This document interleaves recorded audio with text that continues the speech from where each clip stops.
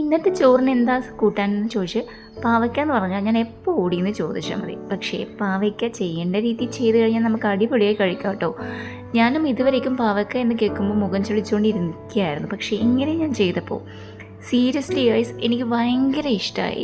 എനിക്ക് മാത്രമല്ല, ഞാനിത് കൊടുത്ത എല്ലാവർക്കും ഭയങ്കര ഇഷ്ടമായി എന്ന് പറഞ്ഞു. നല്ല ടേസ്റ്റ് ഉണ്ടെന്ന് പറഞ്ഞു. അപ്പോൾ നിങ്ങൾക്കും അതൊന്ന് ട്രൈ ചെയ്ത് നോക്കാം. നമുക്കറിയാം പാവയ്ക്ക ഒരുപാട് നല്ല ഗുണങ്ങളുള്ള ഒരു പച്ചക്കറിയാണ്. പച്ചക്കറികൾ തന്നെ നമുക്ക് ശരീരത്തിന് നല്ലതാണ്. അതും നമ്മുടെ വീട്ടുമുറ്റത്ത് ഉണ്ടാകുന്നതാണെങ്കിൽ വളരെ വളരെ വളരെ നല്ലതാണ്. കാരണം വിഷമയമില്ലാത്ത പച്ചക്കറി അത് എല്ലാവരുടെയും ഒരു ആഗ്രഹമല്ലേ. സോ ഇവിടെ ഞാൻ കുറച്ച് പാവയ്ക്ക എടുത്തിട്ടുണ്ട്.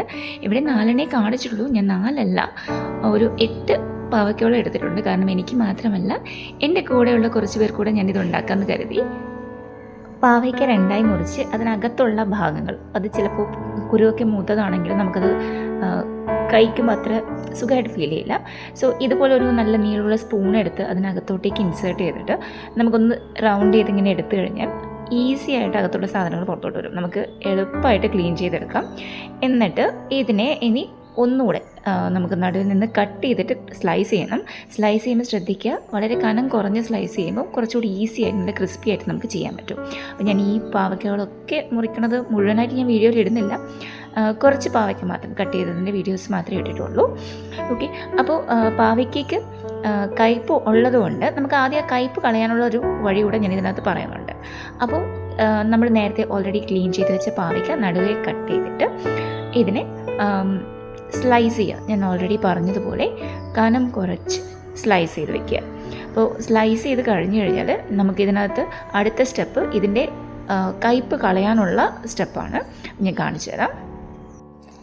എനിക്കും പാവയ്ക്കും നല്ല ഡിസ്റ്റൻസ് വന്നത് എങ്ങനെയാണെന്ന് പറഞ്ഞാൽ ഞാനൊന്ന് പറയാം. ഇത് മുറിച്ച് കഴിയുമ്പോഴേക്കും എൻ്റെ അച്ഛൻ ആളൊരു ഡയബറ്റിക്കാണ്. അപ്പോൾ അതുകൊണ്ട് തന്നെ അച്ഛന് എപ്പോഴും പാവയ്ക്ക നിർബന്ധമാണ്. അപ്പോൾ പച്ചയായിട്ടും ജ്യൂസാക്കിയിട്ടും കറിയായിട്ടും ഒക്കെ വീട്ടിലുണ്ടാകും. എനിക്കിതിനോളം വെറുപ്പുള്ളൊരു സംഭവമില്ല. കാരണം ഇതിൻ്റെ കയ്പ്പ് അങ്ങേയറ്റാണ്. നമുക്ക് നാക്കിനകത്തോട്ട് വെച്ചാൽ വേറെ ഒന്നും അവർ ഡോമിനേറ്റ് ചെയ്യില്ല. ഈ കയ്പ്പ് മാത്രമേ അവർ ഡോമിനേറ്റ് ചെയ്ത് നിൽക്കത്തുള്ളൂ. അപ്പോൾ ഇതിങ്ങനെ കണ്ടും കേട്ടും നിന്ന് എനിക്ക് കയ്പ്പയ്ക്കയോടും ഇന്ത്യ എന്താ പറയുക പാകിസ്ഥാനിനേക്കാളും അപ്പുറത്തെ റൈവലറിയിലോട്ടേക്ക് ഞങ്ങൾ മാറി. ഇപ്പോൾ എവിടെ പാവയ്ക്ക നേടാൻ ഞാൻ ഓടുന്ന അവസ്ഥയായിരുന്നു. ഞങ്ങൾ ഇവിടെ കൃഷി ചെയ്യുന്ന പാവയ്ക്കയാണ് ഇതൊക്കെ. അപ്പോൾ സ്വന്തം വീട്ടിലുണ്ടാക്കുന്നത് നമ്മൾ കഴിച്ചില്ലേ പിന്നെ അത് ശരിയില്ലല്ലോ. ഇത്രയും നല്ല വളങ്ങളൊക്കെ കൊടുത്തിട്ട്, അതും ജൈവവളങ്ങൾ മാത്രം കൊടുത്ത് ഞങ്ങൾ വളർത്തുന്ന പാവയ്ക്കയാണ്. പാവയ്ക്കും അതിൽ ഒരുപാട് പച്ചക്കറികൾ ഞങ്ങൾ ഇവിടെ വളർത്തുന്നുണ്ട്. ഇനി അരിഞ്ഞു വെച്ച പാവയ്ക്കൊക്കെ നമുക്കൊരു പാത്രത്തിലേക്ക് ഇട്ടിട്ട് ഒന്ന് കഴുകിയെടുക്കാം. ഈ കഴുകുന്ന പ്രോസസ്സ് ആദ്യം തന്നെ ചെയ്താൽ പോരെന്നുണ്ട്.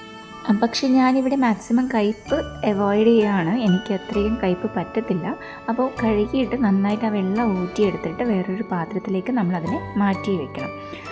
സോ കുറച്ച് വെള്ളം നന്നായി ഡ്രെയിൻ ആവാൻ നോക്കുക. അധികം വെള്ളത്തോടു കൂടി വെച്ച് കഴിഞ്ഞാൽ അടുത്ത പ്രോസസ്സിനെ അത് എഫക്റ്റ് ചെയ്യും. സോ മാക്സിമം ഡ്രെയിൻ ചെയ്ത് വെച്ച് പാവയ്ക്കയിലോട്ട് ഇനി നമ്മൾ ആഡ് ചെയ്യാൻ പോകുന്നത് ഉപ്പാണ്. ഉപ്പ് നമ്മൾ ഒരു ആവശ്യത്തിൽ നിന്ന് കുറച്ചുകൂടെ അധികം, കാരണം നമ്മളതിനെ വീണ്ടും ഡ്രെയിൻ ചെയ്യുന്നുണ്ട്. സോ നോർമലി നമ്മൾ കുക്കിങ്ങിന് യൂസ് ചെയ്യുന്ന ഉപ്പിനേക്കാളും കുറച്ചധികം ഉപ്പ് ആഡ് ചെയ്തിട്ട് നന്നായിട്ട് മിക്സ് ചെയ്യണം. എല്ലാ ഭാഗത്തും അത് കറക്റ്റായിട്ട് പിടിക്കണം. കുറച്ചധികം യൂസ് ചെയ്തോളൂ, പ്രശ്നം ഉണ്ടാവില്ല. ഇങ്ങനെ നന്നായിട്ട് കൈകൊണ്ട് അതിനെ മിക്സ് ചെയ്ത ശേഷം അടച്ച് വെക്കണം. നമ്മൾ അടച്ച് വെക്കുന്നത് 15 മിനിറ്റോളം, 15 മുതൽ 20 മിനിറ്റോളം നമ്മൾ ഇതിനെ അടച്ച് വെക്കും. എത്രത്തോളം നേരം വെക്കുന്നോ അത്രത്തോളം അതിൻ്റെ ഉപ്പിറങ്ങിയിട്ട് കയ്പ്പ് അവിടെ മാറ്റിയെടുക്കാൻ പറ്റും. സോ നമ്മൾ ഇപ്പോൾ ഇത് 15 മിനിറ്റ് കഴിഞ്ഞു. ഞാൻ 20 മിനിറ്റോളം വെച്ചിട്ടുണ്ട്. 20 മിനിറ്റോളം ആയ ഇതിനെ ഞാൻ എടുത്തിട്ട് ഓരോരോ കയ്യിൽ എടുത്ത് അതിനകത്തുള്ള ഉപ്പോട് കൂടിയുള്ള വെള്ളം ഞങ്ങൾ ഡ്രെയിൻ ചെയ്യുക. ഇങ്ങനെയാണ്, കൈകൊണ്ട് നന്നായി പിഴിഞ്ഞു കൊടുത്തിട്ടാണ്. അപ്പോൾ പിഴിയുന്ന സമയത്ത് തന്നെ നമുക്കതിൻ്റെ കയ്പ്പ് മാക്സിമം ഇതിൽ തന്നെ അങ്ങോട്ട് പോകും. അപ്പോൾ ഇത് അത്രയ്ക്കും ന്യൂട്രീഷ്യസ് ആയിട്ടുള്ളൊരു സാധനമാണ്. അപ്പോൾ ഞാൻ ഈ ന്യൂട്രീഷനൊക്കെ കളയല്ലേന്ന് ചോദിച്ചാൽ കുറച്ചൊക്കെ അതിനകത്ത് പോകുന്നുണ്ട് എന്തായാലും. പക്ഷേ എനിക്ക് കയ്പ്പ് വേണ്ട. ഓക്കെ, അപ്പം നമുക്കിങ്ങനെ പിഴിഞ്ഞിട്ട് വീണ്ടും ഒരു പാത്രത്തിലേക്ക് മാറ്റാം. ഇതിനടുത്ത പ്രോസസ്സ് നമുക്ക് കൂട്ട് തയ്യാറാക്കാനാണ്. ഇത് ഇന്നുണ്ടാക്കുന്ന ഈ ഡിഷ് ശരിക്കും പറഞ്ഞാൽ ചോറിനൊപ്പം കഴിക്കാം, അല്ലെങ്കിൽ വൈകുന്നേരത്ത് സ്നാക്സ് ആയിട്ട് വരെ നമുക്ക് കഴിക്കാൻ പറ്റും. അത്രയും ടേസ്റ്റിയാണ്, അതുപോലെ തന്നെ ക്രഞ്ചിയാണ്. എനിക്ക് സ്പൈസിയും ക്രഞ്ചി ആയിട്ടുള്ള സാധനങ്ങൾ കൂടുതൽ ഇഷ്ടമാണ്. അതുകൊണ്ടാണ് ഇതുണ്ടാക്കുന്നത്. ഇനി കൂട്ടിന് വേണ്ടിയിട്ട് 1/2 കപ്പ് മൈദ, 1/4 കപ്പ് അരിപ്പൊടി, പിന്നെ എരിവ് നമുക്ക് ആവശ്യാനുസരണം ചേർക്കാം കേട്ടോ.